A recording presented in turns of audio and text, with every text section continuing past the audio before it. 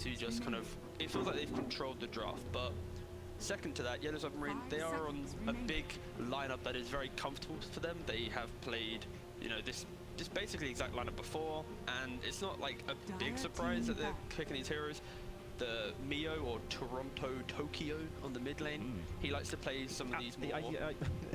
When you say Toronto Tokyo, it's like I can't. I just can't talk about this guy having this nickname because he's always going to be Mio for me. Mio or Mio, whatever. I won't lie, I didn't even know it was Mio. I honestly thought this was just a new guy. Who is this guy?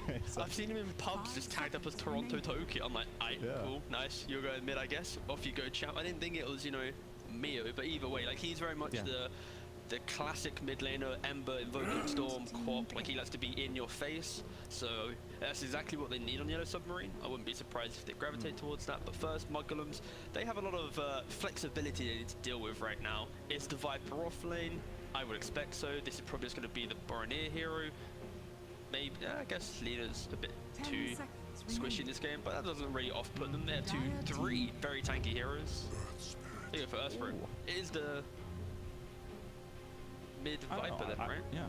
Yeah, it does look like it's a mid Viper. So is that what? A 3 snap 5 undying 4 spirit? Looks like it. Yeah, you know, again, the best thing here is Snap and Viper could both play that 2 or that 3 role, right? Especially when you have this Earthspring who's a very enabling for that unlocks these ranged heroes to play in that off lane. So I think let's not get too carried away on who's playing what for mudgolems in terms of those 2 heroes, and it's more for Yellow Submarine.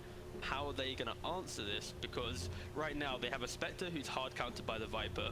They have a Centaur lane that isn't too great due to the Undying, and they don't have much kill potential for the Void.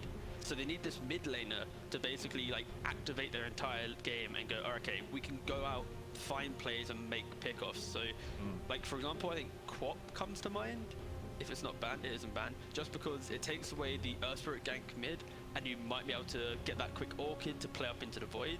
The issue is, I feel like you still lack that damage, because eventually you're going to run up into a very tanky Viper, a BKB Void, and if you don't have a good early game, then suddenly your whole draft falls apart, because realistically no one else does anything in the game other than this mid laner for Yellow Submarine. Yeah, there's some options. I mean, the Quap would be a nice pickup for them. Also, it gives that tempo that I think they need, because right now they have a playmaker hero on the map at all. They need someone who enables them. They banned the Seeker themselves, so that would have been one hero to play with. But I feel like I also agree with you. I think the Quap's the best pick to go for. But what does Mio want to take, or Toronto Tokyo, whichever way you want to put it? Time runs out, and the last pick's gonna be a Nature's Prophet. So, all right. That's the key thing. See how they're taking a little bit of time to decide? They're like, all right, lads, what are we doing here? Of course, the Undying is already given, right? There's not gonna be offlane. So it is gonna be the offlane Viper as expected into Spectre with the mid Snapfire, which I believe.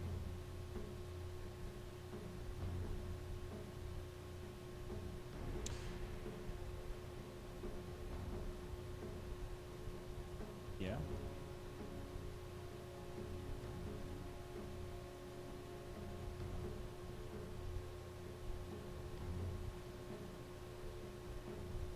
Yeah, I mean, yeah, I think that was the for the actual event. We did cast the close qualifiers with, I think it was Mofar and Kips, and we might have seen maybe something, but I'm not entirely sure if we did see once. Yeah. Oh, what? Whoa, what was that? You're right there.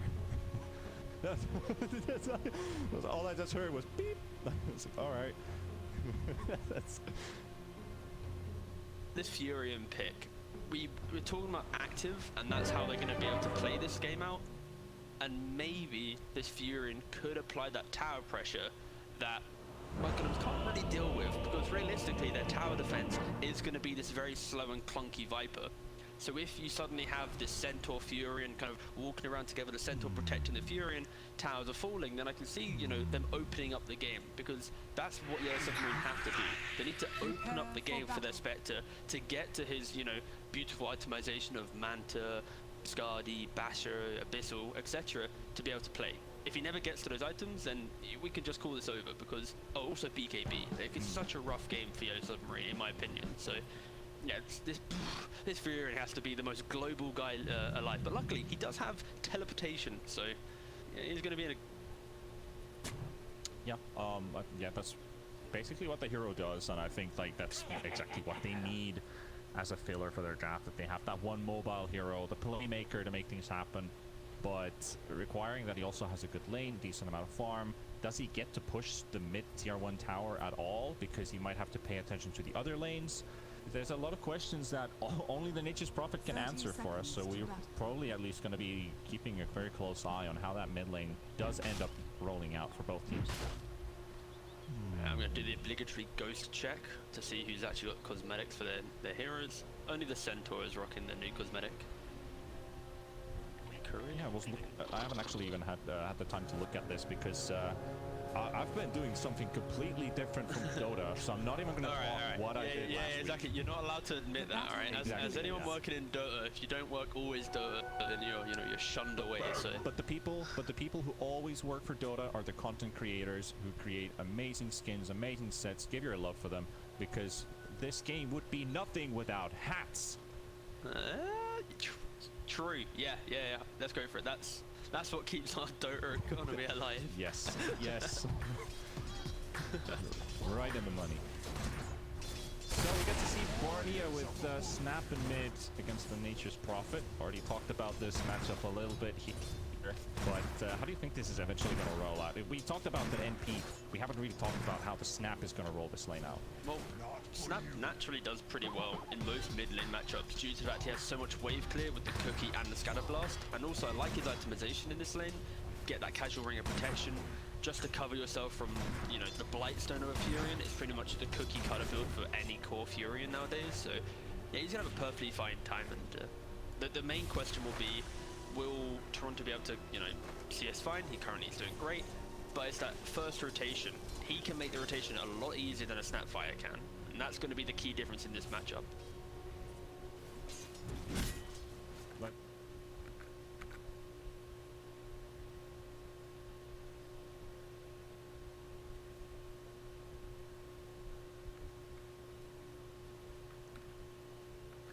Rose Courier on the way. Bit of extra gold to start things off with, 150. That's basically like that's like a bounty rune for a courier kill, pretty much. Honestly, I just hate I hate couriers. You hate couriers? Yeah. Like the fact that there's like 10 in the game, 5 for each team. It's just like, where was the skill of divvying up, resources across your team? But oh well, it's a bit too easy nowadays. It's true. I mean, if we think about like the old way the couriers used to work out, all the communication it required, how supports are not allowed to, you need to buy the courier, then you're not allowed to touch it for like the first 4 minutes because the carrier wants to get that one big item that he can last with better. But like courier micro was also a skill, right? It was. Like, your courier's about to die, the position 5, don't worry guys, I saved it because that's part of my toolkit. Yeah. Suddenly everyone gets a courier. Yeah, the 5 players now like, oh well, everyone does it now, whatever. Like, they're just taking more things away from the 5 position. It's just upsetting. It is in a sense. Got decent enough region for the Centaur here in this lane, so even if Undying does bully a little bit, always trying to look for those double decays to go off. Still a lot of HP region for this Centaur, and Void doesn't have exactly the damage output that Centaur would be feeling like scared in the lane, Yeah, like the laning phase right now is, very even. I think realistically there's not a lot of kill potential on both sides because Undying is like a nuisance factor. You think about top lane, it's a lot of, again, nuisance and Viper. And when you have lanes which is like Spectre, Fury, they're not going to get early kills. It's when you get to like minute 5, the bounty rune contest, maybe the Fury's already got 6 and is rotating in, that's when the kills are going to start flowing potentially. But for now, teams are playing as they are. No one's, doing anything too crazy, and that's what we expect right now. It does play into Yellow Submarine's favor, but realistically, mudgolems as well. They're going to ramp up the tempo when they get that 1-2 items on each player. they start playing around that chrono timing, that's when we're going to see, you know, objectives being pressured. Yeah, they're both just chilling, you know, observing what the enemy does. I mean, these teams have, I think they've already met like maybe once or twice in the last few months, I guess. I mean, mudgolems ain't that old of a team, which is surprising how well they've actually done. Like, I don't think there's many teams that have actually gone up to par with the achievements that mudgolems has hit so far. I mean, we are talking about the online era, at least that 2020 year is. But they've taken the most benefit out of it. But that might actually help them. That I'm sorry I interrupted, but like, this year that's gone so well for them. If they keep this up when we get back to LAN events, how do we get there? That's going to be interesting. But the Spectre is going to be in trouble as Toro drops to 100 HP, and that should be first blood. And 33 will get it. So the Viper gets the last hit on it. Also, the Earth Spirit gets closer to his boots. So that's a good play here from mudgolems on top. Yeah, that's where the Viper v Spectre just comes to play. Viper just non-stop applying that poison attack to him, and unfortunately, even with Oracle getting a Pointing Fate's Edict to cover from that magic damage, it doesn't really allow you to eat through that amount of damage they have. But, yeah, it's a rough one. But no, I think you just have to give credit for this mudgolem side. I think Farger and 33, these players, cheeky tonight. Good body blocking there from Milan on the Poshka. He does get the bounty deny, but ends up paying with his life. And this is just going to be, yeah, Milan's going to grab the next wave. They now have a double wave to farm. Is he going to grab it? No, he's not. He's just going to let it be. Fair enough. I guess, yeah, if you grab that wave, actually, you expect to farm under tower without pressure. So I'm happy they didn't grab the wave. Good job, guys. Good job, yeah.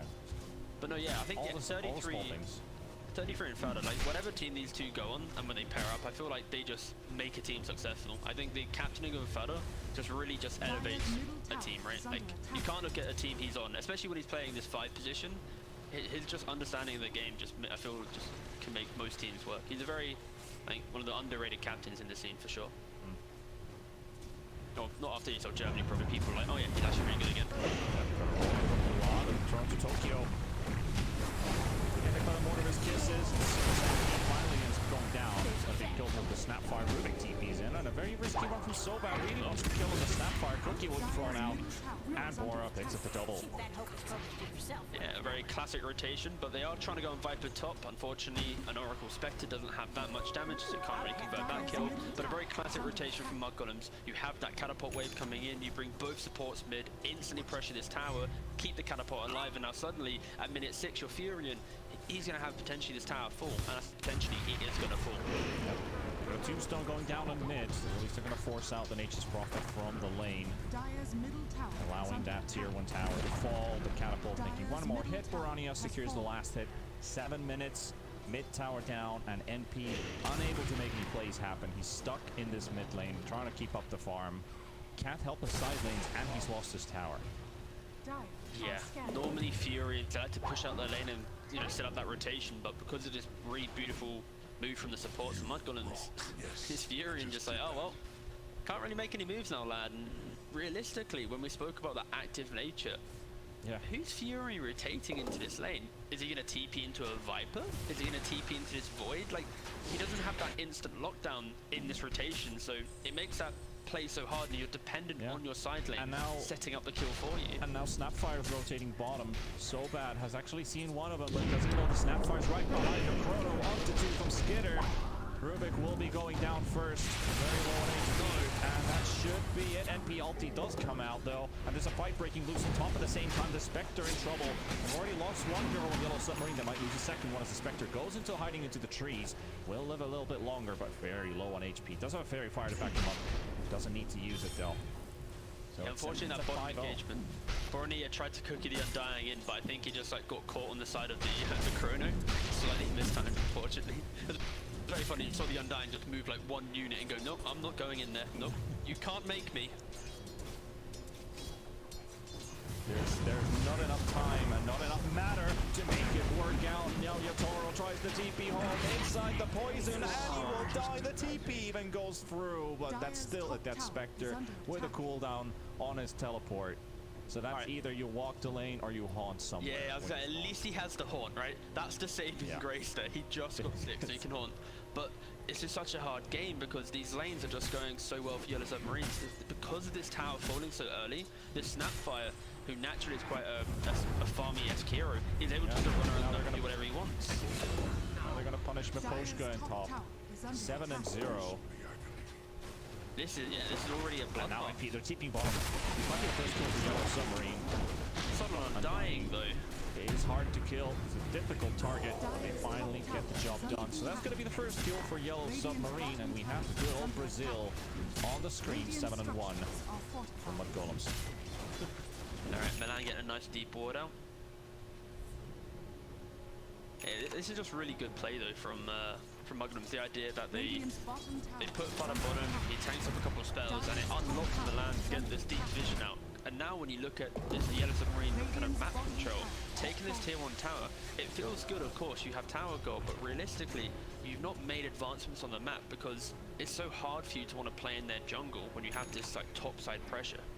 But hopefully, again, for them, it might look rough now, but their game plan is about buying time. It's about keeping the game going so that they get to that period where Spectre has lots of items in it. But it's a very hard thing to do when you're playing up against these heroes that are already in your face, especially from the position. Look, Manan, he's just sitting here. He's like, eventually someone's going to run here and I get to use my ult on them. Radiant's bottom tower is under attack. Yeah, and it's also like, I mean, Yatoro, if he does build that blade mail, he is going to attract a lot of damage, so that will come into benefit the longer this game does roll out. You have all the dispersion damage and then the blade mail damage reflecting backwards, and there's a lot of AoE that mudgolems have, so it's definitely going to be a useful item.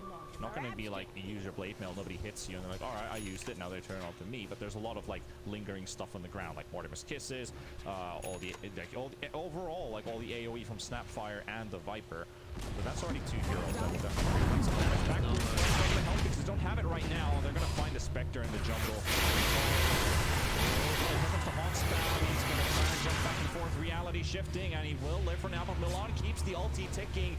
The magical damage reduction will come out from the Poshka, and here comes Borania with Toronto Tokyo, and okay, he takes his property, he just TP'd in, and he's trying to TP out to get cancelled. He's going to get stunned up. Roland falls down, and there goes the Antifa collapse. Will take down the Mortimer's Kisses. Snapfire going to go down as well. Yatoro is still alive, and Yellow Submarine fight 2. Can they find a third one as they chase on to 33? Collapse is right behind him. Vana is right there. Tombstone down. He gets 1 kill. He gets the Spectre. He does have the damage for it, and now the Centaur on the run trying to get some distance from him. As here comes the basis one as well. The Chrono will, and he's got everybody inside. He's got all 3 heroes. Goes to Ruben, and Salvage on below 1 HP will take down 1. Collapse is still got his ulti running, gets a stun out as well. It will take down 33, and Fana will take another one. And Miposhka is out, and Centaur should eventually fall as well. And mudgolems finally prevail in the end, but they do take a few casualties on the way. But is it only the Viper? No, it is actually 3 heroes for a full team wipe. At the start of that fight, it looked so good for Submarine because they were able to, eat through that quick engagement. They turned that kill, but it's the continued aggression after. It's that fact that they think, okay, we have numbers advantage now. Let's try and take that fight. And unfortunately, the lineup they have doesn't have that kind of chase potential this early on, so kind of getting a little bit carried away there. And then Tombstone comes into play, even soul ripping the Spectre. That's funny. And then of course Skeeter just arrives and just cleans up. So I think if Yellow Submarine can just be a little more defensive maybe with that engagement, accept the fact they were able to turn around a kind of a gank on the Spectre and accept it, then this could have been a much different story. But unfortunately, like I said, due to that desire for kind of trying to capitalize on that small fight, it kind of bit them in the arse a bit. So a bit of a rough one for them. I've got a question for you. Go on, Give mate. me your opinion with a school grade from 0 to 10 about Nature's Prophet. Mask of Madness with the right-click build, and you don't have any minus armor in your team to benefit from, so you're just a glass cannon. It's like a C, I guess. I'll go for like the universal grading. Right. I could use like UK grading, which is like, we have like numbers and letters type of thing. So yeah, I'll go for like a C. Alright. So C is like a 7, I guess? No, C is like a 5. We have like 4 to 10, so 7 is like average, but well, Yatoro's gonna go for a 4. He's in a rough spot. But no, but this build from Furin is very much a, we don't have this damage. We need someone who's able to enter the fight and right click, and I respect that. But I fear that this build is only perfect if you're able to play with the Spectre. You know, Spectre's having an equally good game. If Spectre doesn't have this good game and can cause this confusion in the fight, it's so easy to, you know, locate this Fury and kill him quickly because he is being this glass cannon like you said. So if they play around it, it could be great and his grade could go up. But right now, I'm scared that the Spectre presence won't, you know, like marry well with the itemization. But either way, it's 3k at 14 minutes. Like, it's not too, you know, it's not like It's doom not massive right now. Exactly, and they, like I said, they just need to keep the game going. That is the key thing. Keep the lanes pushed out, and then wait for Spectre to want to take a fight. Because they won that previous fight technically. They just got carried away. Might be good on here. They've got rotations kicking in. Spot faces Void. Oh, he's gonna find a big one here. Skitter's gonna be taken out before the fight even breaks loose. And they have the Haunt as well. Gonna go straight up to Fada. Coming through the stun. Tombstone will be taken out because the Stampede as well. So we got them extra speed to come in as well. The Forska now coming in to join the fight as well. Milan is there in the back line. We've got 33. Doing some hits onto Collapse. One Fada trying to keep the Oracle away. And Oracle taking a lot of damage from Fada. Fada might be just able to solo this one, but the Sprout will keep it in place. Collapse meanwhile gets a 2-man stun. Barbarani will be able to take the kill for himself. And now Forska trying to run away from Fada. Still keeping up the chase against some other pieces as well. Onto the Tauros, Milan on 33. They corner the Spectre into the trees. Already 2 down. Make it 3. They did find the Faces Void, but they end up losing a whole lot more for it. Yeah, unfortunately, it's one of those things where they get that perfect pick-off. They kind of surprised the Void, because if you look at the Rubik, he had Scatterblast stolen, which is an immense amount of damage. They surprised him, got that quick kill, but the way that Fada was already in the front of the fight, using Flesh Golem, slowing everyone, a beautiful kick from Milan as well. It's so hard for Yellow Submarine to want to disconnect, especially when they didn't have Stampede up, because they used that earlier in the fight. So it's one of those, it's great for Yellow Submarine, but at the end of the day, mudgolems, they have this continued skirmish damage. Oh, bye man. At least they Thanks have for playing. they have a really good nuke though here. You see Collapse so bad. That's, I think that was the last. Did he get?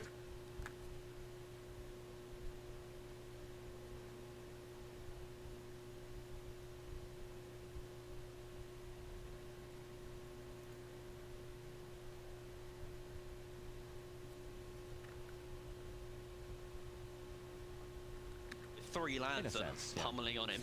Yeah. Using the wrong name and then putting it bluntly. That's not really putting it bluntly, but still. Made out of the wrong type of rock, I guess.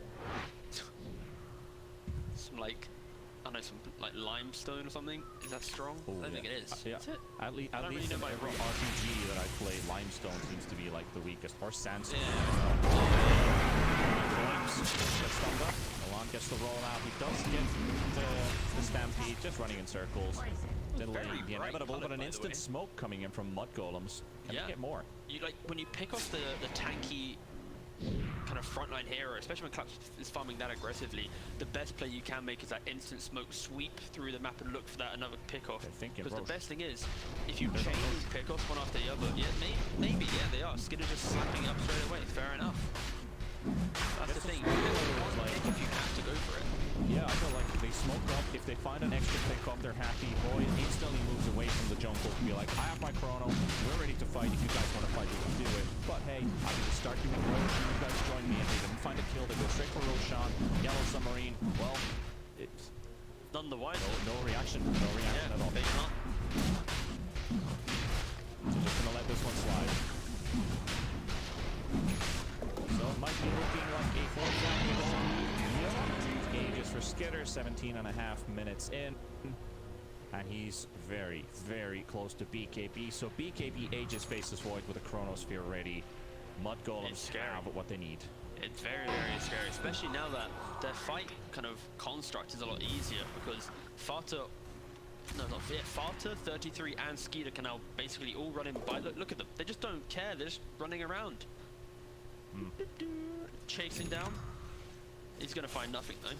Bless him, but I just love the reaction of the Yellow Submarine. They're like, well, they have this Aegis, so what do we do? Look at right now, you've got your Tara in the bot lane pushing that out. Toronto, Tokyo, or Mio, he's up in the top lane. They're just sorting, they're not reacting to this aggression. They're keeping the lanes pushed out and going, okay, cool, you can do your thing, but you're clumped up as 5 right now. You're chasing the kickoff. So if we can maybe eat through this one Aegis, that fight after, when it expires, that could be a good window for Yellow Submarines to want to, you know, actually. Yeah, it's very possible. they can go for it. They can just continue dodging, build up the Spectre big. As long as Spectre doesn't die more than 5. They are coming towards the jungle though, so they have to pay attention. Collapse especially. Oh no, Yatoro, he's gonna walk straight in. Oh, and here comes the rolling. And Yatoro will be caught hit backwards. Oh, and he just pops his blade mail knowing that, well, I'm gonna die anyway. You know the sad Stampede part will there? not save him. He died because Collapse was passing him over the Aquila. He's like, you know what? Come to me, Carrie, for I have found you a gift on my adventures. And the Spectre then bowed down. Yeah, exactly.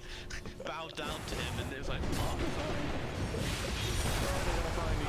Skeeter again. Actually, wait, that's Skeeter picks up an Aegis.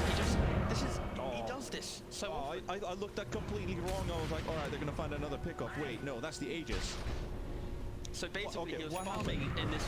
So he was farming right here, trying to skip the wave in this bottom side of the map for Dire. Rubik then just lifted him into a Centaur Storm, into the route from Oracle, and then all of them used their nukes. And guess what? Skeeter go pop. Yeah. That's the start of my rap. Skeeter go pop. I'm gonna be dropping that next week. Yeah, that's. I mean, are you the guy from the music video? Yeah. I'm gonna put like that gold grill in my teeth. I was about to start, giving you the first, bar of my my rap, but unfortunately, you didn't want to release it to the continue on from there. I didn't continue on from there because I was like, I appreciated the moment. I was like, all right, we'll make a rapper out of you yet. I'm sorry, I'm just the wrong genre type of guy. You know me, I'm the guttural panda. You think I can pull off a rap? Have you seen me? Even this laugh alone, that little, that is a non-rap laugh. That is. But some rappers they do laugh in very funny ways. That is true. That could be my USP. However, Submarine is coming out into the top tower, and Mimposhka, maybe not the most necessary BKB pop there from Skitter, but at least it's used. However, so bad in trouble, gets the left up to 33. Doesn't have any friends to help him out. Spectre just throws in the dagger. 2 quick pickoffs there for mudgolems, but they do get to push bottom a little bit. And they might even have an enemy hero around. It's going to be Bornita. Yeah. Skitter. Tokyo's manning up. Hello, Tokyo. Is not going to work out for him. Just Burma controlled there. Just gets the... As the chrono ends, one tiny little bash comes in as well, so no reaction. Collapse. And Collapse. I have no idea what was his plan here, but it's... Will he live? Blink. Oh, okay. Maybe now. Oh, no. Maybe. No. He was, of course, let's just give him that fake storyline. Yatoro, not you as well, brother. And now he's just gonna get kicked backwards. But all saw that. Wait, Milan's not getting him yet. Keep the slows up. Yatoro does have to push go around. He has that ulti available. Can he get to the high ground? No. And now they're gonna roll onto the Oracle, so it's just one big chain feed by the looks of it. They found 3, and they're gonna look for the 4th one as well. And Porska tries to self-cast to get rid of the rolling stun, but it doesn't work out. And suddenly, 4 heroes disappear one by one. Yeah, I just love the way that mudgolems are playing that. They set themselves up in this top side of the map, and as soon as they got that 1 kill on the Oracle top, they instantly just kind of swept through the map. That flooding, that numbers advantage. And look at the itemization from Snapfire. He has bots, he has blink, so no matter where he is, he's always going to be able to just throw that lad all the way into that fight. And they just basically just pick off after pick off. Yellow Submarine, they need to be a little bit more, respectful of these spells and accept it. Yeah, but they might find a pick. Maybe tiny fight just come out. The and they find, but they're Keto 33 gets cookied away, but 50 HP ain't gonna save him. And Oracle's gonna be around, and that's gonna be 1 collapse, half HP. Barani and Fada will decide to stay on the low ground position here. Do they have any friends around? They've got a TP kicking in. Gonna be the Earth Spirit, but they have 2 cores down. And Fada, he has overstayed his welcome. 1 stun to 2 stuns. Oh, now Milan's going. Now Milan. Whoa. Hold your horses. Let's take another pick off. Suddenly, Barani is the only one alive. And he has blink. Mudgolems. Okay. He does manage to get the blink off just but yeah, that was a basic illusion cast into a blink away. But still, they had like a 3,000-4,000 gold lead. Like, as in, I'm talking 8k to 9k. Now it's 5. Yeah, it was meant to be one of those moments where that play from mudgolems sweeping through the map, that basically sets you up to be non-stop aggressive. basically mirror that play non-stop throughout the next kind of phase of the game. But Submarine identified the fact that being cute and pushing out waves is great, but you are able to take a fight if you get that pick off. And unfortunately, Skeeter is basically that kind of component in mudgolems right now, which is opening up Submarine to make these good plays, because he dies straight away at the start of the fight. And now you don't have this threat of the chrono. Think about that previous engagement, the one before we just saw. It went so poorly because you just chrono the Fury and take away all that damage from the MKB, and now it's like, oh, well, what are we going to do? So I think Skiddy, he has to be a lot more disciplined in his positioning, play around that kind of the gobble up, and then they'll be fine. So I think it might look a bit good for Yellow Submarine, but realistically, mudgolems make one adjustment in their positioning and they're going to be perfectly fine going into this next fight. It's true, it's true. I mean, Skidder he's been looking like a little bit of a shaky mouse in a sense that he did pop his BKB on an Oracle kill in top with a friend, so that was a 2v1, not a 1v2, it was a 2v1 fight, popped his BKB. Going for those, like if he sees Fury and he just drops his Chronosphere. So, you know, I mean, probably his teammates have already told him like, hey, just chill, take it easy, we got this, we got this. And we'll definitely see a lot stronger mudgolems in the minutes to come. But for Yellow Submarine, Spectre is slowly getting bigger. The clock is ticking. Slowly being the...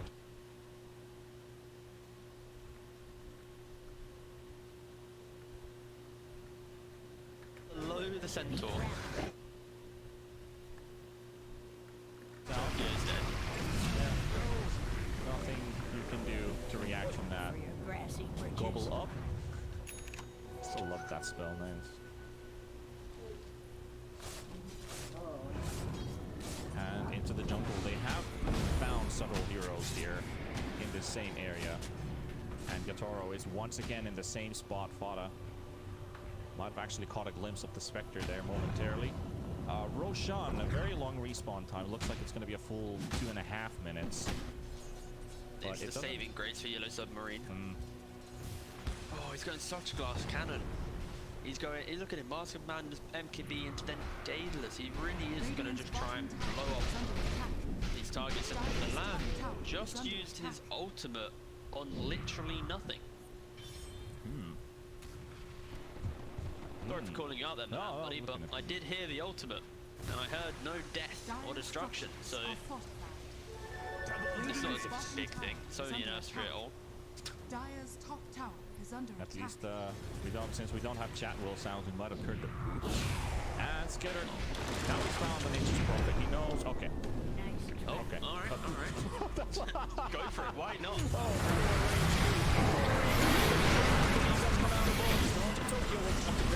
There's the Oracle ultimate still keeping him alive, but he's not going to live throughout this. But I'm pretty sure the game should eventually fall down. The collapse Centaur also going very low on HP. That's already one down. It's going to be a second one. Yet Toro doesn't have any damage fall off from anybody because they've already lost their major damage dealer. So that's 2. Make it 3 in just a moment, maybe. Uses Time Walk to get away. Milan looking for it. The cookie. Radiant That is such... Oh, he found collapse. He found him. Make it 3. You know what? That's what it gets. He misses his. He uses his ult in topside jungle, but then he hits that roll. It balances it out. It's all good. Yeah. Oh. That was some sick damage. You know this is the issue, right? With Furion as a hero, it's such like a trap pick where you pick it and go, yeah, we're gonna be aggressive, and in the fights as well, you're like, yeah, I'm gonna man up. But you're not against a Void.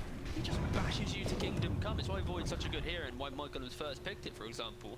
Unfortunately, this Furion is not able to pump out damage because that fight construct.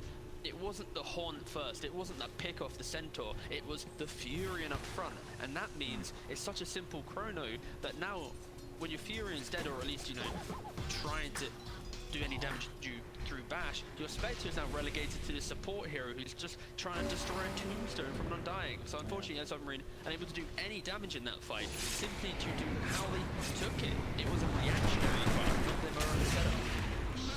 And another pick off. Blown up Rubik there. Like, if you like look at the Nature's Prophet item build, he's got like full damage items. You know what defensive item? Let's see. Pick up the A on this. Because all this damage isn't doing anything from him right now if he's being the target for the chrono. You mean for Furion? For Furion. Realistically, he needs to be looking more towards the Satanics, why I bought the Mask of Madness quite early on. It's about you survive the Chrono, and then you need to be able to pump out your damage post Chrono. If you itemize to live through the Chrono, you're then going to do no damage. And that's the issue right now. So that's true. I mean, yeah, the easy panic would really work out there. Right after the colors, and pump both up, regen. Don't get stunned up right after. And it puts a lot of pressure on this Oracle having good position. Collapse. He's got a chance to He's go. I say trying, he's just watching keenly on the side. But no, He was moving there. we're saying about positioning. Look at the Oracle. He goes for that blink dagger. He knows that his job is basically sit as far back as possible. Don't get caught out by the gobble up or the Earth Spirit initiation, and then keep this Furin alive, because that's all his job is. Keep Furin alive. Allow for that damage to come across the fight, and you're gonna get to that phase that in the next, I'd say, it's not gonna sound good, but in about 10 to 15 minutes. That's when Yellow Submarine are going to be able to bring something properly to a team fight, where they don't only rely on that key pickoff, because Spectre's going to maybe have an abyss at that point. Having a risky point here. Toronto Tokyo just finished off the Daedalus, and a 3-man smoke. Gobble up. Right on top of the Spectre. There goes the Chrono Spear, and there goes your Spectre. But they also get a kill on the Viper at the same time. So now there's no Chrono, there's no Spectre, I'm so they have their confused, big mate, damage honestly. dealer. I was looking at the Viper kill, I was like, they've not used Gobble Up, what are you on about? I realised the Spectre was there. Yeah, I was like, oh, Skiller, BKB popped up. Neo just right clicks away, and he clicks a couple of times to take down another. And it's going to be a big trouble here for Skinner. He does get Neo, doesn't actually get the jump away because he's sprouted in the trees, and now it's working out for him. And Toronto Tokyo, he forces the bottom, he gets another kill, and then it just profits right. Damage is too much to deal with, and that was it. They had to use their Chrono on the Spectre kill, but that meant that the Nature's Prophet is going to have free roaming space. And you saw that Faceless Void. He picks up his mace, he pops his BKB, he looks at Nature's Prophet, he raises his mace high up in the air while he's taking all these bullets, but the bullets, they're slowly burning through all that time and matter what the Faceless Void is made out of, and his Aegis pops, and he's completely disarmed. In the arms of his damage dealer. That's all I get to say. Crikey! Like that. What was that for a fight? That was. But that was the fight that the Fury wasn't targeted at the start. They didn't have the Chrono available, and it was just that 1v1 duel. And especially when they avoid Mask of Madness and commits to that engagement, Fury with just enough range, able to just kind of eat through him. You've really got to question Skeeter in some of these engagements. I've said it earlier, he's kind of like the loose cannon right now for this team, where he can either have great games or he can just get picked up relentlessly. And right now, he needs to just take a breather. They just got third place at ESL Germany. No. Just calm down, mate. Yeah, just chill. Just take a chill. Hit a Chrono or 3. But see the Fury, and he's going for that Satanic. He is going to go for the let me survive through the Chrono, hopefully with the Oracle ult, and then post Chrono, I'll be able to live due to that Satanic. And the Spectre, if you look at his quick buy, he's going for the E-Blade. He's changed up his, he's like, well, okay, not really a carry at this point. Oh no, but he does get the heal off somehow. The cheese will be used, but Toronto Tokyo runs the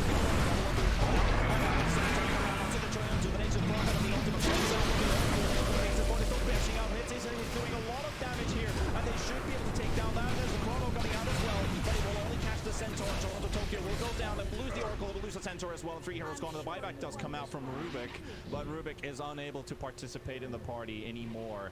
And that push was actually happening at the same time from the Spectre, but they can't find any objectives with this hero. He doesn't have the damage for it. 4 heroes gone out of buyback. They tried to go for another really clutch pickoff. You got to respect their, the desire to be aggressive. Unfortunately, because the Void had the cheese and they didn't have enough continued stun, it completely turned that fight around. But you got to give props to Yellow Submarine going for the play, but realistically, due to that cheese, it mitigates any aggression you can ever do for the Void, because time walk with cheese with BKB, it's so easy to, eventually survive. Yeah, that's only like, you're gonna have that cheese like once in like every 10 minutes or so.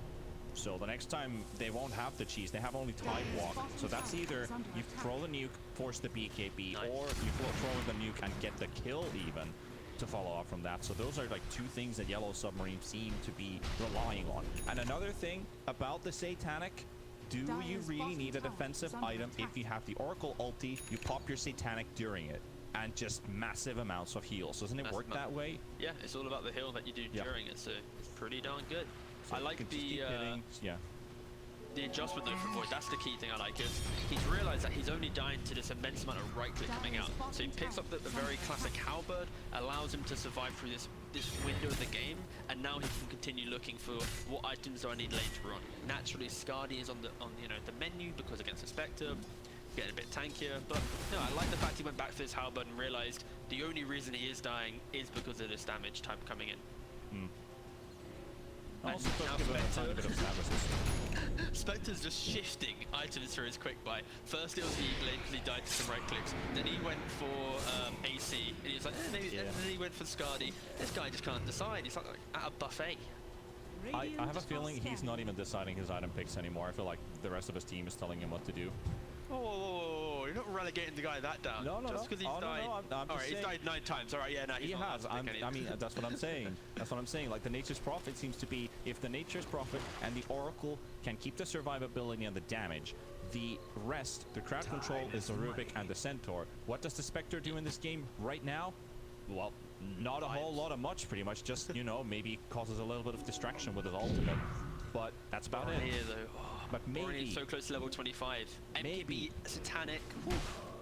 Maybe in like 10 minutes, Spectre can be. We've been saying that every 10 minutes. Every 10 minutes, like maybe in 10 minutes, maybe in 20, maybe in an hour. okay, I don't beat the beaten man. But yeah, it's just so scary when you think about that pure 5-on-5, an objective-based fight. There's so much varied damage coming from mudgolems that it's very spooky. Now they've gone, wait, why are we just getting picked off? Let's just group up and go. So I love mudgolems just pushing it. Just taking care and control of this entire area here. People are teleporting out from the bot lane. Tokyo's under vision right now. He is. Tokyo, no, can he get out? dead. Can he get out? Can he get out? He's got to be very close so he gets the silence up, and the chrono does have to be used on the Nature's Prophet. Oh, Skeeter, you little devil there. He held his chrono to the last point. He was like, he doesn't know I'm here. I'm going to make it think like he's going to live. No! I'm going to use chrono. No. Fair play. Gotta respect that. He paused and he just made sure he knew exactly when he was going to do it. Best player of the game from Skeeter so far. Joking, no, I'm not. I mean, like, if this was like maybe 2 years ago, Milan would have cancelled that DP with the kick, but it doesn't work like that way, so. Oh, right. I thought that was some weird shade. Like, all right, I thought that was like something like, oh, 2018 Milan healed the bee's knees, but 2020. No, what's this angle you're going with? But no, you're talking about hero mechanics and. Yeah, good old I'm kick. just talking about irrelevant history that doesn't exist anymore, you know. I see. I'm not the Dota historian, though, thank God. Okay, there's too much. Sorry. There's enough that your brain can handle. In you have to dip your hand into the cookie jar a little bit, not too much. Yeah, just a tiny bit. The golden film of the Nutella can. Alright, so Centaur, again, I'm just big fan. He's got Blink, Pipe, Ags, AC. He's basically going, okay, my lad's gonna survive. Please. He's the presence in the fight. He needs to be there. He needs to stay alive, but he needs to be around his teammates. But most importantly, he needs to be there. To make myself clear. It's like if you have items like ACs and pipes and stuff, but you're not close enough to your ally, you're worthless. If you're next to him, you are being the MVP with just your existence. And there's the couple No, not yet. No, survives that. Nice. Well played there from Collapse. He gets his teammate away. That's good. That's a little glimmer. And 130 for Roche. Yeah, if you were the Oracle in your pub at that point, with a gobble up thrown at you, you might need to change your underwear there, because holding a gem in this type of game, it's like, this is what can keep your team in the game, because you get those cheeky D-walls, you take away any aggressive vision. But as soon as you lose it to one stupid pick-off, you're like, oh no, the maps are dark. So yeah, I think very happy that Sobad was in position to help Aposhka there, because that could have been doom and gloom for Yellow Submarine. Alright, oh yes, Snapfire's level 25 now. Here we go. This is the stuff. MKB, Daedalus, 3 extra little multi-shots, a little shredder. And it does its damage. An illusionist cloak bait with the Spectre walking straight into the Roche pit. Probably a vision bait, thinking that maybe this is there's a big an timing though. word. They have the Skadi on the Spectre. They have this tank to be able to go into the fight. The issue is it now a little bit too late?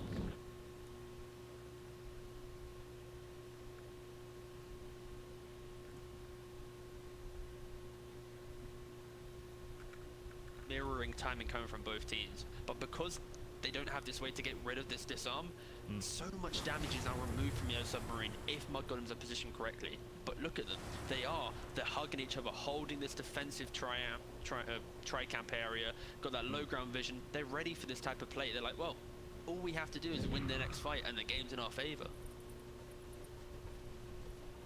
Was looking like secondary smoke coming in from Yellow Submarine, but they won't use it yet. Holding their high ground advantage. Bounty runes will spawn in about 10 seconds, but Roche is up. Skitter will instantly jump in the pit. There's an Axe, there's a Cheese, there's an Aegis. Vada's gonna be right next to him. Carrier of the Black Aura. Collapse will find him. Stuns come out, and that's a quick kill. It doesn't really take that long for them to blow him up. This nuke has been working from fight to fight for Yellow Submarine, and pays off again. They get the tombstone, the kill on the Undying, and Roche has been cancelled for now. That is very characteristic for Fodder. He likes to be that frontline, and you saw it in the previous parts of the game. Minute 10, minute 20, he's always barreling in first, popping his ult, placing the tombstone, and now, unfortunately at this point, one lift and a Fury well positioned. See ya, thanks for playing. They didn't really have to use anything for that engagement, I think. As if Yellow Submarine can buy out enough time, wait for this Roshan, or keep contesting it very gently, if they get this BQB on the Fury, this could be a very scary fight. This entire game right now is, can Skeeter hit the chrono to win the game? That's it. If the chronos aren't good, then Yellow Submarine have a way to take fights, because the fear of chrono alone, it's so scary, because it's like, Chrono Furion, win game. That's literally the playbook right now for mudgolems. Oh no, Radiant gobble scan. up, jump. They got the Radiant scan, they will spot. Somebody is inside the Radiant jungle, but how many heroes are there? And this is actually given the time for mudgolems to stack up. They were a bit spreaded there for a second, but Yellow Submarine, obviously they have to constantly expect that there's going to be 5 heroes nevertheless, unless somebody shows up in a lane. So they can't just go for a kill if they feel like it. I mean, that was an opportunity you could have maybe used, but you're still under an enemy tower. It's not super good, risky. ever. Yeah, exactly. I think if you go through the history of Dota 2 and the amount of games lost from teams diving this kind of like behind the tier 2 pocket on both Radiant and Dire, like that one play completely can lose you the game. So I'm really happy Yellow Submarine didn't get a little bit kind of antsy and go, kill the Snapfire, go, you know, like they were respectful, especially when the Void was smoked behind the Snapfire as well. So good stuff, Yellow Submarine. But again, contesting this Roshan, that's the critical play here. It's an Axe Roshan as well. Get your bodies in there, boys. Pay attention to Fada's positioning this time. Last time he was in the front. Does he go for it again? He just rocket coming in. There's a tombstone thrown down onto the ground, and here comes a jump from Skitter. The leg will come out as well. They will not use any crowd controls yet. No stuns, no damage coming out yet. Now comes the Hawk as well. Roche is very low, 2600 HP. I don't even know what to look at right now, but the Earth Spirit has already fallen down. He's actually buying back, and he will be coming back into this fight very momentarily. But this Roche is going down 1500 HP, and Toro wants to go in, but the ultimate coming from 33, and Roche will be contested. Inside the pit. They will take the ball. Will take the kill to go to the Yellow Submarine, and Skinner will take the Aegis for himself inside the Chronos to 33 HP as well. And 33 will go down. He will go for the buyback on the Viper as well. So there's the Tokyo, and we still got a 5 versus 5 fight going on as Toro still running along from him away from the hands of the Pieces Void, and Skinner 33 HP won't be able to get the kill, but Boschka gets his buyback. They do now for that. The Tokyo is going to be a dieback on the Nature's Prophet, and Mio is out for the count, and it's 15,000 gold now for mudgolems. But most importantly, there is no buyback on this Nature's Prophet. And it's 2 minutes without your big damage dealer. Mudgolems might have just broken the wheel. Yeah, that fight for Mudgolems, are they going to get clapped to real quick? Fight collapse, TP coming in from the side. He does use the Stampede. The Axe Stampede. Axe Stampede. For you shall never kill me. Oh, the Gobble Up though. Oh no.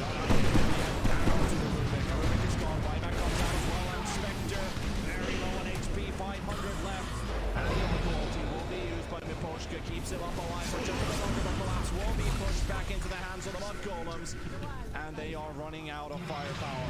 Mudgolems seem to have plenty of it though, but Yellow Submarine, they will not use the buyback on this Centaur, because it's a 3 versus 5 scenario. Now they use it. Centaur coming back in, melee racks does go down. And still all 5 heroes from mudgolems. They have no buybacks. There's still Spectre and Oracle actually have theirs, so there's more buybacks on Yellow Submarine, but they don't have their Nature's Prophet, which is their big damage dealing tool. Bubble up. Doesn't quite connect. The silence coming out onto the Rubik though. Stuck from collapse. Damage coming out onto the line. And Skitter coming to his teammate. He still has the Aegis, has the BKB. 16 seconds for Chrono. They're going to go straight for the tier 4 tower. They're going to end this game here, right now. Here comes a cookie. Will connect onto Yatoro and the damage. Skitter is taking it all to himself as well. The Aegis will finally pop. 18 seconds for Nature's Prophet. They have Chrono up in 3 Chrono is up now. Yeah, they're going to be able to fight up again if they really want to. Are they swapping the spell crystal as well? Because I see the Void is now holding onto it. Yeah, especially because he has that Ag Simp as well. He's going to be able to really utilize that free bash he's going to have here. I'd be scared if I was Yellow Submarine chasing out like this, especially with the Chrono. Like, no one's keeping back on Radiant. They actually want to take this fight. Oh, and they will go in. They got the lift on Skitter though. That's on the BKB, but he doesn't have to use it though. They are not fully committing onto this hero. This Void is going to be fine. I will say during this quiet part, I got to give props to Fada going for that position 5 Dagon to deal with the Spectre, because as soon as Haunt comes in, you just Dagon that illusion, get rid of it, and suddenly Spectre can't jump you. So I like the cute Dagon 1 pickup, and now he's going back, I believe, for the Ags after that, just so he can be a tanky boy. 45 minutes into this thriller. This has been a pretty pumped up game for both sides. But Yellow Submarine never really gave into this game. They've been behind, but this is not like this is far from a stompy game or anything like that. They've really fought against mudgolems, but can they hold their base? Uphill struggle for sure. Yeah. But see with mudgolems, they know that they can win the game right now. They have the Chrono, they have everything they need. They're insanely tanky, so they're just parking themselves up. They don't even care about this top pressure coming in from the Furion. So one big team fight. Can Yellow Submarine have a good position? Another jump from collapse. 33 does take a little bit into himself. It's a two-man stun with it as well. Skitter following up to a highlight down.